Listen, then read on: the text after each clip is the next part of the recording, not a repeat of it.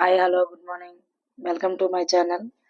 Today we will discuss some examples of sanya. అంటే సంజ్ఞ గురించి సెంటెన్సెస్ వేలో ఎగ్జాంపుల్స్. యాక్చువల్గా లాస్ట్ క్లాస్లో we was discussed in what is the సంజ్ఞ. So how many types in సంజ్ఞ. సో అక్కడ మీకు ఎగ్జాంపుల్స్ ఇచ్చాను.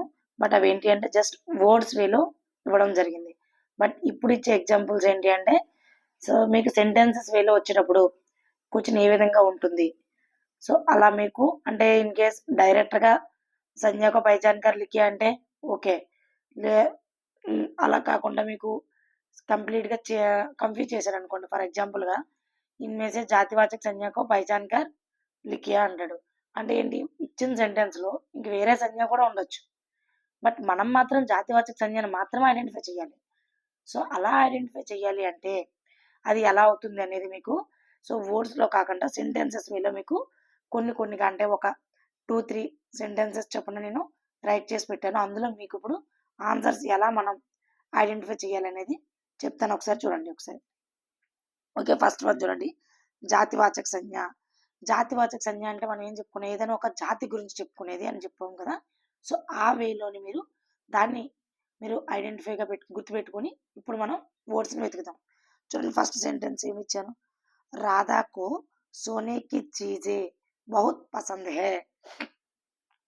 అంటే రాధకి సోనే అంటే ఏంటి, గోల్డ్. గోల్డ్ యొక్క ఐటమ్స్ అనేవి చాలా ఇష్టం అంట. పసంద్ అంటే ఇష్టం కదా, సో ఇష్టం అంట. అంటే ఇందులో మనకి జాతి రాధా అనేది ఒక నేము అంటే పర్టిక్యులర్, ఇది మనకి జాతివాచక అవ్వదు, వ్యక్తివాచకలోకి వెళ్ళిపోతుంది. బట్ జాతి ఏమవుతుంది, సో చీజ్ అంటే వస్తువులు. నెక్స్ట్ సోనే, సోనే అంటే గోల్డ్. అంటే గోల్డ్లో ఏదైనా వస్తువులు అవ్వచ్చు, లేదా చీజ్ ఏదైనా వస్తువులు అవ్వచ్చు. సో అంటే సోనే అంటే గోల్డ్తో తయారు చేసే అన్ని వస్తువులు కూడా ఆమెకి ఇష్టమే. అందులో ఏ వస్తువు ఇష్టం అనేది మనకి పర్టికులర్గా చెప్పలేదు. సో ఏదైతే మొత్తం అందరినీ కలిపి చెప్పాడు కాబట్టి దాన్ని ఒక జాతి, అంటే గోల్డ్ అనేది అంతా కూడా ఒక జాతి. నెక్స్ట్ చూడండి, లక్ష్మీ కా ఘర్ నదీ కే పాస్ హే. ఇందులో చూడండి లక్ష్మి, యాక్చువల్గా మన సంజ్ఞ ఇది, కానీ నేనేం అడిగాను మిమ్మల్ని జాతివాచక సంజ్ఞని గుర్తుపెట్టుకోమన్నాను. ఐ మీన్ ఐడెంటిఫై చేయమని చెప్పాను. జాతివాచక సంజ్ఞ చూడండి, లక్ష్మి అనేది మనకి వ్యక్తివాచక అవుతుంది. చూడండి ఘర్, అది కూడా మనకి వ్యక్తివాచక, ఒక ఇల్లు. నది, నదిలో ఏ నది అది, పర్టికులర్గా నదికి పేరు ఇవ్వలేదు నేను. అంటే నది అనేది మనకి ఏమవుతుంది, జాతివాచక సంజ్ఞ అవుతుంది అనమాట. నెక్స్ట్ వసంత నగర్ చోటా షహర్ హే. అంటే వసంత నగర్ అనేది అంటే ఒక స్మాల్ సిటీ అంట. సో వసంత నగర్ పర్టికులర్ ఏరియా, సో ఇది మనకి వ్యక్తివాచకలోకి వెళ్తుంది. బట్ నేనేం అడిగాను మీకు, జాతివాచక అడిగాను. షహర్ అంటే సిటీ, సిటీలో ఏదైనా చాలా ప్రాంతాలు ఉంటాయి. సో షహర్ అనేది మనకి ఇక్కడ జాతివాచక అవుతుంది. నెక్స్ట్ వ్యక్తివాచక్. వ్యక్తివాచక్ చూడండి ఒకసారి, రమేష్. ఇది మీకు చాలా ఈజీ, సింపుల్గా ఒక పర్టికులర్ నేమ్స్ చెప్తే రమేష్, ఇక్కడ మీకు ఆన్సర్ ఉంది. సో డైరెక్ట్గా చేయొచ్చు. సెంటెన్స్ మీనింగ్ కావాలంటే రమేష్ దౌడ్ రహా హై, రమేష్ అనే వ్యక్తి పరిగెడుతున్నాడంట. నెక్స్ట్ సురేష్ ఖేల్ రహా హై, సురేష్ అనే వ్యక్తి ఆడుతున్నాడు. సో డైరెక్ట్ వహా జపాన్ మే రాతా హై, అతడు జపాన్లో ఉంటాడు. So Japan. సో మీకు అన్నింటికన్నా ఈజీ ఏంటి అంటే వ్యక్తివాచక్. ఇప్పుడు నెక్స్ట్ థర్డ్ వన్ చూడండి ఒకసారి, భావవాచక్. భావం వచ్చే విధంగా చెప్పాను చూడండి, భారత్ మే గరీబీ బడ్ రహీ హై. చూడండి భారత్ అనేది ఒక కంట్రీ, యాక్చువల్గా ఇది మనకు సంజ్ఞ, కానీ మనకేం కావాలి, భావం. సో ఈ మొత్తం సెంటెన్స్లో మనకి ఏం భావం వస్తుంది చూడండి. సో ఇలా తెలియాలి అంటే ఫస్ట్ మనకి సెంటెన్స్ మీనింగ్స్ తెలియాలి. సో హిందీలో మనకి మీనింగ్స్ తెలియాలంటే దీనికోసం మీకు వీలు చూసుకొని వీడియో పెడతానండి. ఈజీగా మనం కొన్ని సెంటెన్సెస్ని ఐడెంటిఫై చేయడం కోసం. సో భారత్ మే అంటే ఇండియాలో అంట, గరీబీ బడ్ రహా హై. గరీబీ అంటే ఏంటంటే పేదరికం. అంటే ఈ సెంటెన్స్ మొత్తం మీనింగ్ ఏంటి, భారతదేశంలో పేదరికం అనేది పెరుగుతుంది.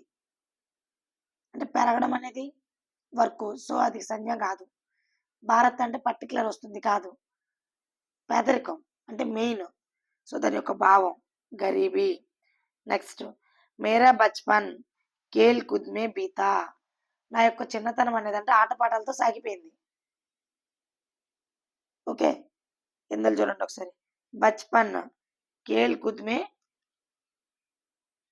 ఖేల్ కుద్ మే బేటా ఆటపాటలతో సాగిపోయింది. దీనికి ఏం రాయొచ్చండి మీరు? చిన్నతనం. అంటే మొత్తం ఆటపాటలతో సాగుతుంది. అంతా సాగుతుంది మన లైఫ్‌లో చాలా సార్లు ఆడుతూ ఉంటాం, పాడుతూ ఉంటాం. బట్ చిన్నతనం అంటే పర్టిక్యులర్‌గా చిన్న వయసంతా కూడా ఇందులో జరిగిపోయింది. అంటే బచ్‌పన్. నెక్స్ట్ రమేష్ ఔర్ సురేష్‌కి ఆపస్ మే దోస్తీ హై. ఇక్కడ చూడండి మనకి రమేష్, సురేష్ ఇది కూడా సంజ్ఞయే. కానీ మనకు కావాల్సింది భావం. అంటే ఇక్కడ భావం ఏమవుతుంది? దోస్తీ అంటే ఫ్రెండ్‌షిప్. రమేష్ ఔర్ సురేష్‌కి బీచ్ మే ఫ్రెండ్‌షిప్ హై అంటే దోస్తీ అనేది మనకి భావవాచక అవుతుంది.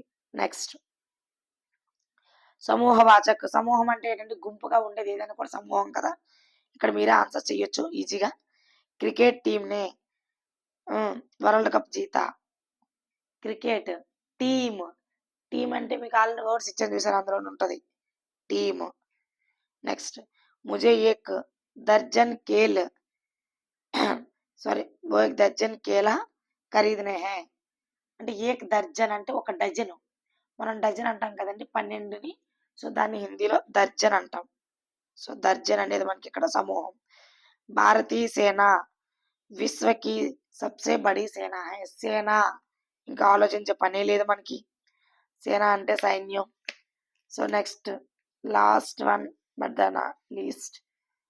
ఓకే ద్రవ్యవాచక్. ఇది కూడా మీకు ఐడెంటిఫై చేయడం very very easy. Why because ద్రవ్యవాచక్ అంటే ఏంటంటే మీకు ఏదైనా వస్తువుల గురించి పేర్లు వస్తాయి. చూడండి ఇక్కడ ముझे పానీ పీనా హై. పానీ. ఓకే నెక్స్ట్ మేరా మొబైల్ ముझे వాపస్ దో. నా యొక్క మొబైల్ నాకు రిటర్న్ చెయ్యు. Mobile this is one of the thing. And next बाजार से सब्जी लेकर आओ. सब्जी vegetables. Okay are you understand? So ఇవి మీకు సమ్ ఆఫ్ ఎగ్జాంపుల్స్ ఇచ్చి నేను చేయడం జరిగింది. మీరు కూడా ఇంకా మీకు ఎక్సర్సైజెస్ బ్యాక్ సైడ్ ఉంటే ప్రాక్టీస్ చేయండి. సేమ్ నేను చెప్పిన వేరే ప్రొసీజర్ అండ్ దీన్ని మీరు ఫాలో చేస్తూ చేయండి. ఈజీగా సంజ్ఞని ఐడెంటిఫై చేయొచ్చు. క్వశ్చన్ ఎలా ఇచ్చినా వాడు తిప్పి తిప్పి మిమ్మల్ని కన్ఫ్యూజ్ చేసినా సరే ఈజీగా చేయగలుగుతారు. ఓకే ఐ హోప్ అందరికీ అర్థమైందని అనుకుంటున్నాను. ఓకే సో నెక్స్ట్ క్లాస్లో మీకు బాగా కన్ఫ్యూజ్ చేసేది జాతివాచక అండ్ వ్యక్తివాచక కదండి. ఈ రెండింటికి వేరియేషన్ మనం వర్డ్స్ని ఎలా ఐడెంటిఫై చేయాలనేది మీకు నెక్స్ట్ క్లాస్లో ఎగ్జాంపుల్స్ కొంచెం అంటే జస్ట్ ఎలా ఉంటాయి అనేది ఐడెంటిఫికేషన్ చూపిస్తాను some differences. Okay so thank you for all.